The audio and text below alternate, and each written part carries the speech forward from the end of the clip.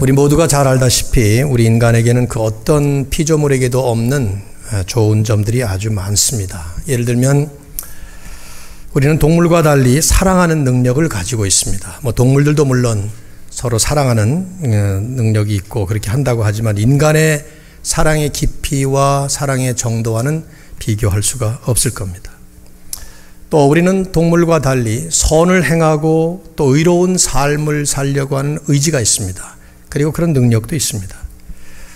또 어떤 동물과도 비교할 수 없는 뛰어난 지혜가 우리에게는 있습니다. 동물들이 하지 못하는 수많은 그 좋은 일들을 우리 인간은 하려고 하는 의지가 있고 또 할 수 있는 능력을 가지고 있습니다. 아마 그것은 분명히 세상을 창조하실 때에 우리 하나님께서 인간을 만물의 영장으로 또 하나님의 형상을 닮은 특별한 피조물로 만드셨기 때문일 거라고 믿습니다.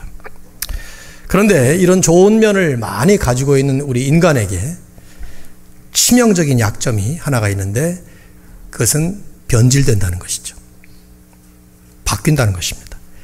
사랑하는 사람들의 그 사랑이 변질됩니다. 그래서 인간관계가 그 사랑의 관계가 빗나가고 심지어 깨어지기조차 합니다. 선을 행하고 의로운 삶을 살려고 한다지만 또 그렇게 살지만 역시 변질되기 때문에 어제는 착하고 참 선하던 사람이 오늘 악하게 바뀌는 것을 우리는 종종 체험합니다. 우리 자신도 그렇고요. 한때 대단히 지혜롭고 똑똑하던 사람이 어리석게 바뀌는 경우도 많이 봅니다. 우리 모두에게 찾아오는 것은 가만히 있어도 나이가 들어가면서 그런 능력이 점점 감퇴되고 우리의 지혜가 변화되는 것을 체험을 하죠. 모든 인간이 다 그렇습니다.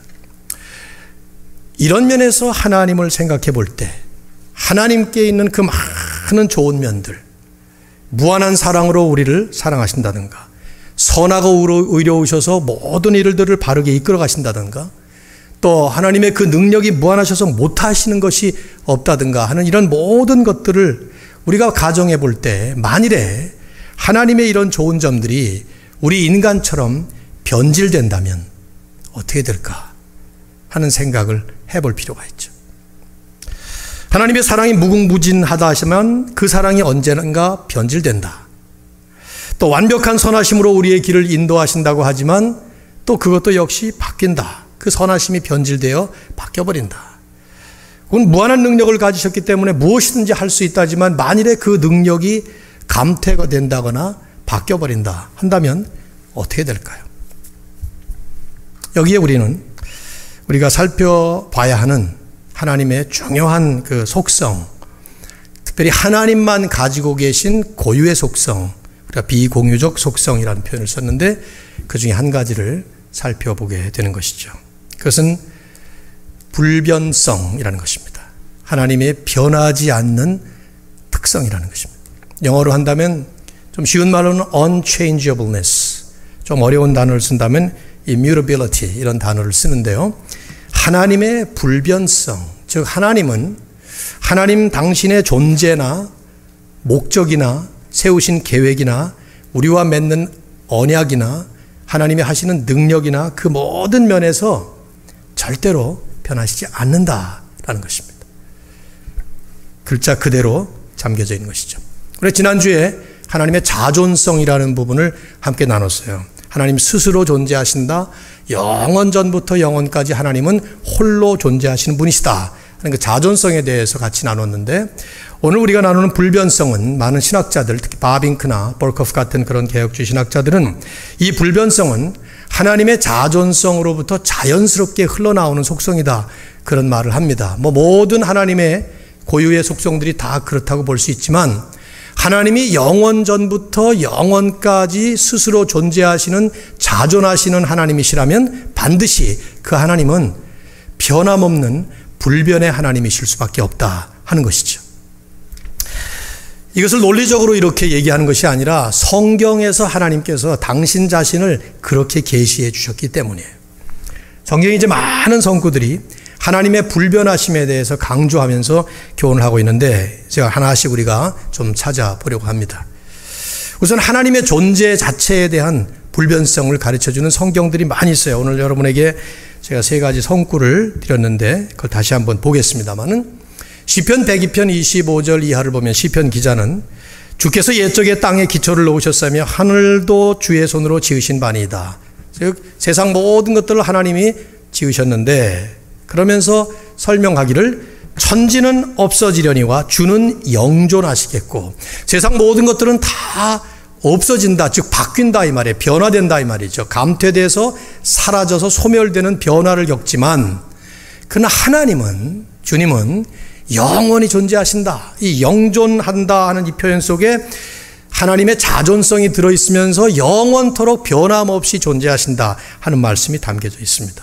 그래서 그것들은 다 옷같이 낡으리니 만일 하나님이 의복같이 바꾸신다면 바뀌려니와 주는, 하나님은 한결같으시고 주의 연대는 무궁하리이다. 영원토록 변함없이 우리 하나님은 존재하신다는 것입니다. 이 불변성이 특히 우리 구원받은 하나님의 백성들인 그리스도인들에게 아주 중요합니다. 왜냐하면 구원과 직결되는 일이에요. 말라기 3장 6절에서 아까 우리가 읽었던 말씀처럼 나 여호와는 변하지 아니하나니, 그러면서 하나님은 하나님의 불변성을 스스로 말씀을 하시면서, 그러므로 이 결과적으로 우리에게 어떤 결과가 주어지느냐, 야곱의 자손들아 너희가 소멸되지 아니하느니라. 야곱의 자손이라는 말은 택한 백성이란 뜻이에요. 아브라함과 이삭과 야곱의 자손이라고 할 때 그 야곱이 특별히 종종 언급되는 것은 야곱의 이름이 나중에 이스라엘로 바뀝니다. 그래서 하나님의 백성들 전체를 총칭할 때 이런 표현을 종종 쓰는데, 하나님이 변하시지 않기 때문에 우리에게 주어지는 것은 구원받은 백성들이 결코 구원을 잃지 않는다, 심판받지 않는다 하는 말씀이죠. 이 말라기 3장은 마지막 날에 주님께서 임하셔서 심판을 내리신다고 하는 그 마지막 날, 그 마지막 그 day, the day of the Lord라고 표현하죠. 주의 날, 그 마지막 날에 심판하실 때 택한 백성들을 결코 버리지 아니하시고 끝까지 변함없이 지켜주실 것이다 하는 말씀을 강조하면서 하신 말씀이에요. 종종 우리가 그리스도인으로서 살아가면서 이 하나님의 속성, 특별히 하나님의 그 선하신 좋은 속성에 대해서 의심이 일어날 때가 있는데, 우리가 죄를 지을 때 그렇죠. 내가 죄를 지음으로 인해서 하나님에 대해서도 자칫하면 우리의 신앙과 우리의 생각이 바뀔 수가 있습니다. 야고보 사도는 야고보서 1장에서 우리가 죄를 지을 때 그 죄의 유혹을 받아서 죄를 짓는데, 그때 하나님이 모든 것을 다 다스리시는 주권자이기 때문에 혹시 이런 죄의 근원이 하나님에게 있는 것 아닌가 하는 생각을 할까 봐 야고보 사도는 1장에서 아니다, 사람이 시험을 받는 것은 각기 자기 욕심에 끌려 미혹받는 것이고 그 욕심이 잉태하여 죄를 낳고 죄가 장성하여 사망을 낳는다, 그러면서 하나님은 친히 아무에게도 시험받지 않으시고 당신도 시험하시지 않는다 하는 말씀과 함께 바로 이 말씀을 하시는 거예요. 야고보 1장 우리는 아까 17절만 읽었습니다만 16절에 보면은 내 사랑하는 형제들아 속지 마라. 스스로에게 속지 말라는 거예요. 심지어 너희가 죄를 지을 때조차도 하나님의 선하심에 대해서 잊으면 안 된다. 왜냐? 그러면서 말씀하는 것이죠. 온갖 좋은 은사와 온전한 선물들이 전부 다 위로부터 빛들의 아버지께로부터 내려오나니 그는 변함도 없으시고 회전하는 그림자도 없으시느니라. 모든 좋은 것들이 하나님께로부터 다 오는 거예요. 왜? 하나님 자신이 완벽한 선하심을 가지신 분이기 때문에. 그런 하나님의 선하심 때문에 우리가 구원을 받았다면, 심지어 죄의 유혹을 받아서 죄를 짓는 순간조차도, 그런 자리조차도 우리는 하나님의 변함없는 그 선하심을 잊어버려서는 안 된다. 그래서 형제들아 속지 마라. 모든 좋은 것이 다 주님으로부터 오는데 그 하나님은 변함없는 하나님이시다. 결코 변하시지 않는 좋으신 분이다. 그 얘기를 하는 것이죠. 이런 모든 말씀들은 우리가 아까 읽었던 그 세 말씀을 우선적으로 다뤘습니다마는, 우리 하나님은 하나님의 그 존재나 하나님의 그 속성면에 있어서 절대로 변하시지 않는다 하는 것인데요. 이 점이 우리 피조물, 특히 우리 인간과 하나님과의 현저히 다른 또 하나의 중요한 분야인 것입니다. 왜냐하면 다 알고 있는 상식이지만 피조물들은 존재 자체가 끊임없이 변화하는 특성을 가지고 있습니다. 우리만 해도 그렇잖아요. 우리가 다 변하지 않습니까? 여기까지 오는 동안에 우리는 어린 아기로 태어나서 아기 시절, 소년 시절, 소녀 시절, 청소년 시절, 청년 시절, 청년들도 있고 장년들도 있고 점점점 나이가 들어가고 세월이 가면서 늙어가면서 사라져갑니다. 이 모든 피조물이 다 그래요. 세상 모든 게 다 그렇습니다. 그런데 하나님은 절대로 이런 식의 변화가 없다 이 말이에요. 그래서 성경이 종종 하나님을 우리에게 그래픽하게 이렇게 그림을 그리듯이 분명하게 보여주기 위해서 사용하는 그 비유적인 용어가 반석이에요. 종종 성경은 하나님을 반석이다, 반석 같은 분이다 그렇게 설명을 하죠. 수없이 많습니다. 여러분이 컨코르던스라고 하는 성경 어구 사전을 한번 딱 치면 그러면은 반석이라고 나온 걸 쫙 찾아보시면은 주로 하나님과 관련해서 쓰는 말들이에요. 대표적인 성구 둘만 썼습니다만은 시편에 많이 나오지만 사무엘상 2장 2절 같이 읽어봅시다. 다 같이. 자, 시작. 주밖에 다른 이가 없고 우리 하나님 같은 반석도 없음이니이다. 사무엘하 22장 32절 또 읽어보세요. 여호와 외에 누가 하나님이며 우리 하나님 외에 누가 반석이냐. 아마 세상에서 볼 수 있는 모든 사물들 가운데 가장 변하지 않는 사물이라고 할 때 반석을 정할 수 있지 않을까 생각이 돼요. 반석. 저도 1년 만에 한국에 갔습니다만 북한산에 쫙 보이는 그 돌바위를 이렇게 보게 됐는데 저쪽 그 하계동에 갈 일이 있어가지고 했는데 작년이나 똑같이 보이더군요. 안 바뀌었어요. 하나도. 근데 사실은 이것도 인간적인 표현일 뿐이죠. 반석도 세월이 지나면 바뀝니다. 그렇죠? 1000년, 만년이 지나면서 바위가 깎이고 뭐 색깔이 바뀌고 그러면서 깎이게 됩니다. 그냥 하나님을 표현할 수 있는 최고의 표현이니까 그렇게 사용한 것 뿐이죠. 바빙크라고 하는 신학자는 모든 피조물은 가변적이라서 변화가 있기 때문에 항상 안식과 만족을 추구하면서도 얻지 못한다. 다만 오직 변화시지 않는 존재이신 하나님 안에서만 그 안식을 발견할 수 있다. 그렇게 말을 했습니다. 그 점이 중요한 것 같아요. 우리는 변질되어 가는 것에 대해서는 마음이 불안합니다. 아내가 나를 사랑합니다. 그런데 의처증이 있는 사람은 이 사람이 혹시 내 사랑이 바뀌는 거 아닌가? 바뀐 것 아닌가? 더 나빠지면 어떡하지? 이런 생각을 하면 불안해지죠. 남편이 나를 늘 보살펴 줍니다. 든든하게 지켜줍니다. 그런데 혹시 어느 날 갑자기 그에 대해서 마음이 불안해진다면 바뀌는 거 아니야? 딴 사람 좋아하면 어떡하지? 이런 생각이 든다면 마음에는 안식이 없는 거죠. 불안한 마음은 언제나 그 변질되는 속성 때문에 있는 거예요.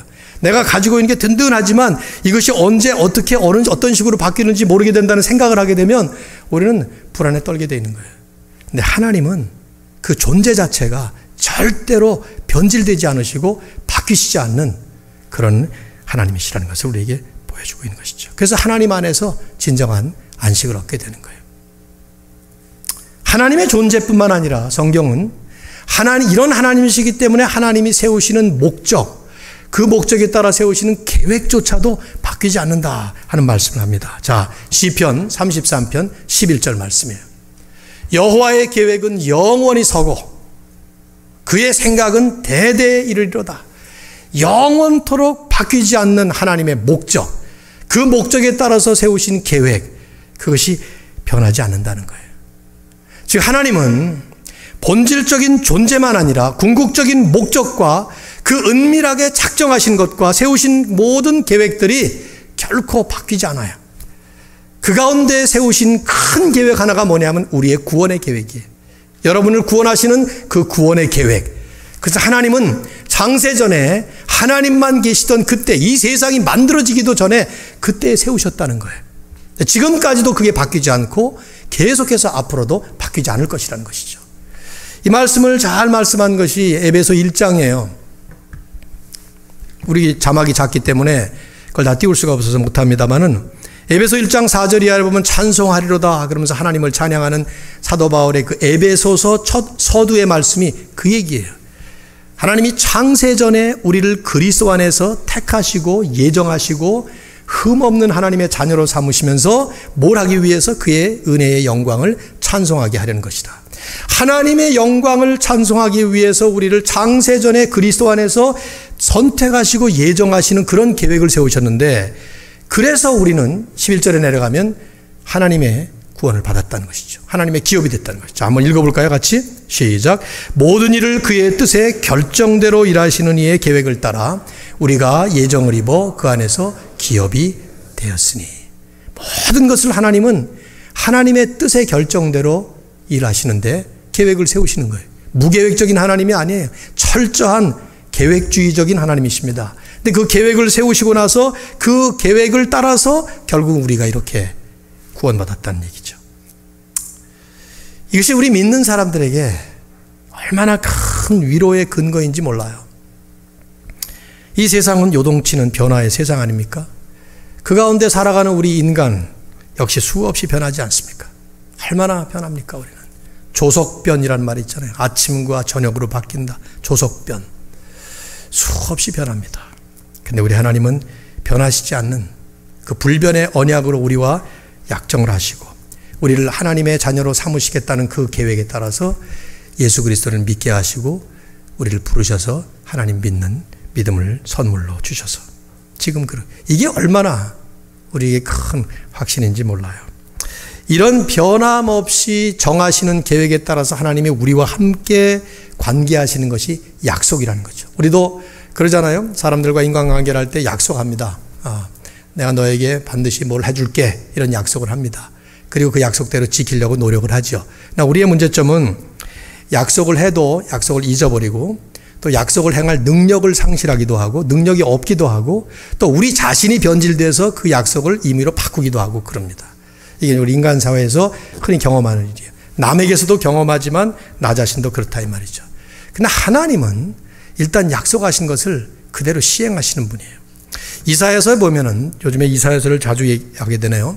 이스라엘 백성들이 죄를 짓고 범죄해서 하나님께 심판받고 징계받는 바벨론으로 포로로 잡혀갈 때에 하나님이 주신 말씀이라고 자주 말씀드렸죠. 근데 그 가운데서도 하나님께서 하시는 말씀이에요. 하나님께서 하신 그 약속을 반드시 계획대로 이루겠다는 것이죠. 보십시오. 제가 중략을 했습니다마는 나는 하나님이라 나 외에 다른 이가 없느니라. 나는 하나님이라 나 같은 이가 없느니라. 당신이 어떤 분이라는 것을 내가 신이라 가시다 하나님이다 하는 말씀을 하시자마자 하나님은 이 얘기를 확신을 줍니다. 내가 말하였은즉 반드시 이룰 것이요 내가 계획하였은즉 반드시 시행하리라. 하나님의 그 목적에 따라서 세우신 하나님의 그 계획 그것을 우리에게 약속으로 주실 때에 하나님은 반드시 그 계획대로 그것을 이루어 주시고 시행하신다는 것이죠. 인간은 그렇게 못해요. 그러나 하나님만 그렇게 하신다는 거예요. 민수기 23장 19절을 보면 하나님은 사람이 아니시니 거짓말을 하지 않으시고 약속할 때부터 거짓말 하시는 게 아니에요. 지키지 못할 약속을 하지 않습니다. 인생이 아니기 때문에 후회가 없다. 해놓고 나서 내가 아유 잘못했네 이렇게 하시는 일이 없다 이 말이에요. 우리는 그런 일 많이 하잖아요.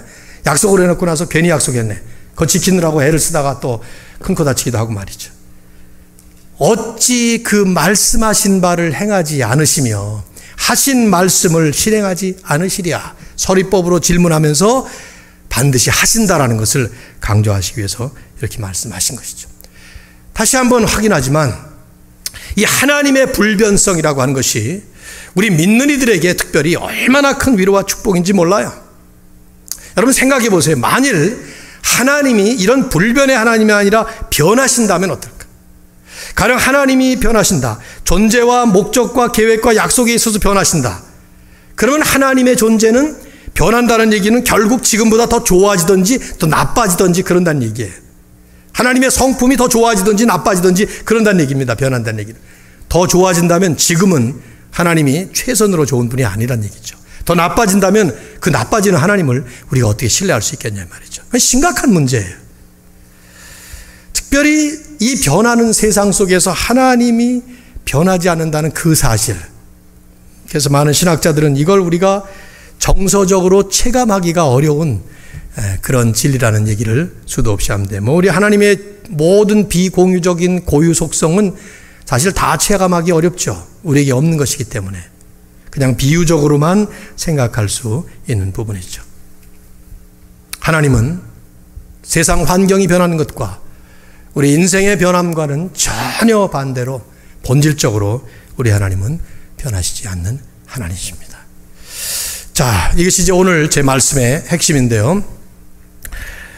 한 가지 이제 여기서 우리들이 좀 깊이 있게 성경을 좀 살펴봐야 될 부분이 나오는데 하나님의 불변하심, 이 하나님이 변하시지 않는다라는 이 성경적인 진리에 대해서 신학적인 풀어야 될 과제가 하나 있습니다. 그게 뭐냐면 성경을 보면 종종 어떤 말씀들이 나오나 하면 마치 하나님이 변화한다는 것처럼 하나님이 이렇게 바뀐다는 것처럼 보여주는 경우들을 많이 얘기하는 거예요. 제가 예를 들을게요. 출애굽기 32장 어떤 얘기가 나오죠? 이스라엘 백성들을 출애굽을 시키신 다음에 한 1년쯤 경과해서 시내산에 이르렀을 때 하나님은 모세를 시내산으로 올리시고 모세에게 십계명을 포함해서 율법을 주십니다. 그때 40일이 경과하면서 내려오지 않으니까 답답하고 초조하고 불안하니까 이스라엘 백성들이 우리를 구원해낸 신을 만들라 아론에게 그렇게 강요를 해요. 그때 아론은 사람들의 몸에 있는 반지라든지 목걸이 이런 걸 전부 거두어 가지고 그걸 부어서 그걸로 금송아지 형상의 우상을 하나 만듭니다. 그럼 거기다 절하고 그 이튿날에는 오늘은 하나님의 날이다 그러면서 거기서 막 축제를 벌이듯이 그렇게 합니다. 바로 우리를 애굽에서 인도해낸 신이다. 구체적으로 여기 들어가긴 시간이 없습니다만은 아마 인간의 마음속에 있는 그 보이지 않는 하나님, 영이신 하나님, 그 무한하신 하나님을 섬기는 것이 너무 답답하니까 보고 싶은, 그래서 가시적이고 분명히 우리에게 만져지는 tangible 그런 물체를 우상으로 섬기고 싶은 죄성이 우리에게 있는 것 같아요. 칼빈이 말한 것처럼 우리의 마음 자체가 끊임없는 우상 가동 공장이기 때문에 어쨌든 그렇게 해서 우상이 만들어졌어요. 산 위에서 하나님께서 모세와 함께 대화하시다가 하나님께서 진노하십니다. 그래서 하나님이 하시는 말씀이 그래요. 뭐라고 하신가 하면 내가 저 백성을 진멸하리라. I will destroy that people. 그렇게 말해요. 전부 다 없애버리겠다 그 말이에요. 그리고 너로 하여금 모세 너로 하여금 새로운 민족을 만들겠다. 그렇게 하나님 말씀하셔요. 그 장면을 이렇게 읽다 보면은 약간 우리 생각이 나요. 우리도 어떨 때 보면은 화가 벌컥 나가지고 뭐 그런 경우가 있잖아요. 없어요? 있죠. 이놈 그냥 어떻게 해버리겠다. 막 자기가 감당도 못할 말을 내뱉는 경우가 종종. 하나님이 약간 그런 인상. 우리식으로 다 생각을 하면 그럼. 근데 중요한 건 그 다음에 이제 모세가 간절히 기도합니다. 하나님 그러지 마십시오. 그러면 안 됩니다. 이 백성이 그렇다면 광야에 나와서 죽으면 하나님께서 자기 백성을 죽이려고 나왔다고 애굽 사람들이 욕할 것 아니겠습니까? 하나님의 명예가 뭐가 되겠습니까? 그러면 안 됩니다. 차라리 내 이름을 지어줘. 막 이런 중보 기도를 해요. 그때 하나님께서 내가 심판하지 아니하리라 하고 취소를 하셔요. 잘 아신 내용이죠? 자, 그거 어떻게 이해해야 됩니까? 바꿨잖아요, 하나님 마음을. 아까는 그냥 확 이러다가 오케이 이러고 하나님. 열왕기하 20장, 이사야 38장 말씀을 보면 같은 말씀이 나오는데 히스기야 왕이 병들었습니다.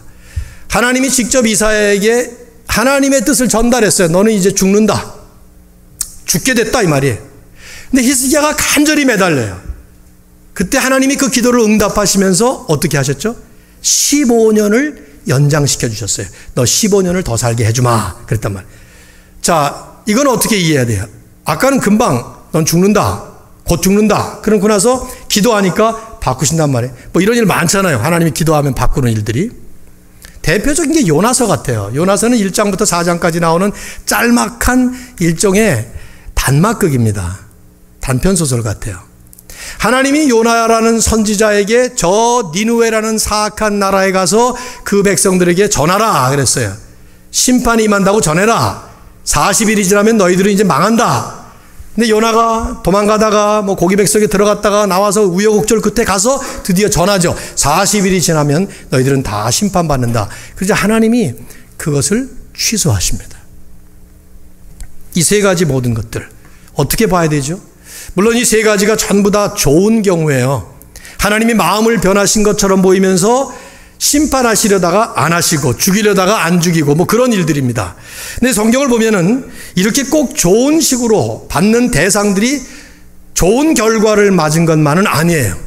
예를 들어서 창세기 6장을 보시면 세상을 지으시고 노아 시대쯤 됐을 때 모든 세상이 타락을 하고 온 세상에 죄가 가득해지니까 하나님의 마음이 어떻게 되는가 하면 이렇게 됐어요. 땅 위에 사람 지으셨음을 한탄하사 마음에 근심하시고 그리고 나서 쭉 7절에 내려가면 내가 그것들을 지었음을 한탄합니다. 여기 한탄이라는 말에 ESV 영어 성경 같은 데는 regret 후회하셨다라는 표현을 썼습니다. 이게 무슨 말이냐 하면은 우리 식대로 이해를 한다면 아유, 내가 괜히 사람을 만들었네. 안 만들었어야 되는데, 이렇게 죄 지을 줄 알았으면 처음부터 내가 실수했네. 이렇게 들리지 않아요? 사무엘상 15장 11절을 보면 사울 왕을 첫 번째 왕으로 세웠는데 그 왕이 계속 불순종합니다. 그때 사무엘에게 내가 사울을 왕으로 세운 것을 후회하노니, 사울을 세우지 말았어야 되는데 I made a mistake, 이런 뜻으로 들려요. 어떻게 이것을 하나님이 한 번 세우신 계획 변함없이, 하나님이 가지셨던 마음 변함없이 불변하시는 하나님이라는 이 하나님의 불변성과 어떻게 우리가 조화를 할 수 있을까요? 하나님께서 심판하시려다가 심판의 대상들이 회개하니까 심판을 취소하신 거며, 너는 죽는다라고 그 사람의 그 수한을 정했다가 기도함으로 인해서 본래의 계획과는 다르게 마음을 바꾸시는 것 같은 이런 경우들, 또 혹은 예를 들지 않았습니다마는 신약에 보면은 예수님께서 이적을 베푸실 계획이 아니었는데 어떤 사람이 그냥 졸라대니까 그 사람을 바라보면서 너무 불쌍한 마음이 들어서 마음을 바꾸시면서 이적을 행하시는 것 같은 그런 모습도 종종 나옵니다. 이런 모든 것들을 하나님이 변화가 없다, 하나님은 불변하시는 분이다, 하나님의 불변성과 어떻게 조화를 해서 이해를 해야 되느냐 하는 것이죠. 이건 중요한 부분이에요. 우리가 하나님을 이해하는 데 있어서 한쪽만 이해하고 나면은 하나님을 잘못 이해하기 때문입니다. 여기서 명확히 정리해야 되는 것이 하나 있습니다. 제가 그냥 함축적인 용어를 사용하는데, 하나님의 불변성을, unchangeableness를 하나님의 부동성과 혼동해서는 안 됩니다. 즉 하나님의 불변성을 부동성이라고 이해해서는 안 된다 이 말이에요. 부동성, 움직이지 않는다 그 말이에요. 자, 이게 부동입니다. 가만히 있는 거예요. 지금 제가 움직이지 않는 거, immobility. 하나님이 변하시지 않는다라는 성경의 이 분명한 우리에게 가르쳐 주신 계시의 말씀은 하나님 안에 아무런 움직임이 없다, 하나님은 활동하시지 않는 immobile, 움직이지 않는 그런 하나님이다라는 뜻이 아닙니다. 오히려 더 정확히 표현하면 성경은 말씀하기를 우리 하나님은 언제나 활동하시는 분으로 묘사가 됩니다. 이 활동이라는 것이 무슨 말인가 하면 인간과 다양한 관계를 맺으시면서 일하신다는 말이에요. 즉 인간들과 함께 그 가운데 살고 계시면서 그 인간들이 하나님께 반응하는 데 따라서 하나님의 활동은 합당하게 반응하는 활동으로 나타나신다 이 말이죠. 어떤 신학자들은 이걸 이해하기 위해서 태양과 태양에서 나오는 에너지와 비유를 하기도 했어요. 태양은 고정적이지만 사실 태양도 고정적인 건 아니에요. 온 우주를. 그러나 우리가 알기에 상식적으로 태양은 고정적이라고 볼 때 그 태양에서 나오는 수많은 에너지는 활동이라고 본다면, 마치 하나님에 대한 얘기를 할 때마다 사실 어떤 비유를 쓰면 그 비유가 그 비유의 한계에 갇혀버리기 때문에 하나님의 무한성에 좀 우리가 감퇴되는 부분이 있기 때문에 사실은 조심해서 써야 되지만, 어쨌든 그래도 이해를 돕기 위해서 한다면 하나님은 존재나 하나님의 속성이나 하나님의 목적이나 하나님의 계획이나 하나님의 약속이나 하나님의 능력이나 이런 하나님의 모든 하나님 고유의 속성 그 안에서는 변화가 없지만, 변하시지 않지만 인간과 끊임없이 관계를 맺으시면서 그 인간에 대한 하나님의 관계에는 끊임없는 변화의 활동을 하신다는 얘기죠. 예를 들어서 요나서를 예를 들어 보시면 좋을 것 같아요. 자, 요나서에 보면 처음 1장에서 하나님께서 요나에게 하시는 말씀이에요. 중략하고 너는 일어나 니느웨로 가서 외치라. 뭐를 외치라는 말씀은 안 나와요. 그러나 3장으로 가보면 요나가 직접 가서 니느웨 백성들에게 외치는 말이 이 말이에요. 40일이 지나면 니느웨가 무너지리라. 하나님이 말씀도 안 했는데 요나가 이 말을 했을 리가 없어요. 그러니까 하나님은 요나에게 이 메시지를 주었던 것이죠. 40일 지나면 저 백성들은 사악한 백성들이기 때문에 내가 심판하게 된다 하는 말씀을 한 거예요. 그러니까 40일 지나면 니느웨는 무너진다 하는 말인데 여기 겉으로는 드러나 있지 않습니다. 그러나 이 말씀 속에는 만일에 니느웨 백성들이 회개하면 심판받지 않는다 하는 얘기예요. 그 얘기를 가서 전하라고 했던 것이죠. 요나가 가서 전했을 때 그 백성들이 40일 동안에 심판이 임하기 전에 만일에 회개를 하면 그러면 하나님은 그 백성들을 심판하지 않으실 것이다 하는 말씀을 암시해서 표현한 것이죠. 그런데 요나가 전했습니다. 그런데 그들이 회개를 했어요. 회개함으로써 상황이 달라진 것이죠. 하나님은 그 변화된 그 상황에 대해서 합당하게 반응을 보이시면서 활동하시는 거예요. 하나님이 변하신 것이 아니라 하나님의 계획은 오히려 본래의 계획과 섭리 속에 회개하면 심판하시지 않고 회개하지 않으면 심판하신다는 그 섭리와 계획이 있었고, 그런 섭리와 계획이 인간들 관계 속에서 전해질 때 인간들이 어떤 식으로 반응하냐에 따라서 하나님은 그 반응에 따라 변화된 활동으로 반응을 하시는 것이죠. 그래서 요나서 3장 10절에 보면 하나님이 뜻을 돌이키사 그들에게 내리시리라고 말씀하신 재앙을 내리지 아니하시니라 하는 말씀을 하고 있지만, 거기서는 요나가 그 말씀은 하나님이 변했다는 뜻이 아니라 하나님께서 그렇게 변화되는 반응 속에 하나님의 변화된 활동을 하셨다는 얘기죠. 요나는 이런 하나님을 알고 있었던 거예요. 요나는 이런 하나님의 섭리와 하나님의 계획을 알고 있었던 거죠. 이 회개하면 이 백성들은 결국 안 죽는다 그 말이에요. 니느웨는 이스라엘 백성들과 완전히 숙적이었거든요. 아수르의 도시였으니까. 그러니까 이스라엘을 멸망시킨 게 아수르거든요. 북방 이스라엘을. 그러니까 요나는 가서 전하고 싶지 않았던 거예요. 회개하면 저들이 심판 안 받으니까. 그걸 다 알고 있었다는 게 중요한 부분이죠. 그래서 전도 안 하려고 했던 거예요. 예를 들었던 모든 것들, 모세의 기도 마찬가지예요. 이스라엘이 하나님께서 이스라엘은 죄로 인해 심판하시겠다라고 말씀하셨지만 그 말씀 안에는 만일의 상황이 달라져서 그 달라진 상황에 대해서 하나님은 다른 식으로 반응을 보이실 거라는 계획이 다 내포되어 있었어요. 그런데 모세가 중보한 것입니다. 이스라엘 백성들의 회개는 없지만은 이런 달라지는 상황 속에 이루어지는 것 중에 하나가 기도예요. 모세가 중보하면서 기도했을 때 그 중보 때문에, 기도 때문에 상황이 바뀐 것이죠. 하나님은 그 달라진 상황에 기도의 응답으로서 그들을 심판하지 않는 식으로 반응하신 거예요. 히스기야의 기도도 마찬가지예요. 넌 죽는다. 어쩌면 하나님은 히스기야가 기도하기를 원하시는 마음을 이미 계획 속에 가지고 있었는지 몰라요. 제가 생각할 때는 성경이 안 나오니까 그렇게까지 명확하게 얘기할 수는 없지만 어쨌든 하나님 안에서 히스기야를 대하는 그 상황이 히스기야가 간절히 기도함으로 인해서 상황이 바뀐 거예요. 그래서 그 바뀐 상황에 대해서 하나님은 15년 연장하는 그런 활동으로 바뀌신 것이죠. 노아 때, 사울 때 하나님이 후회하셨다, 하나님이 한탄하셨다 하는 표현도 마찬가지.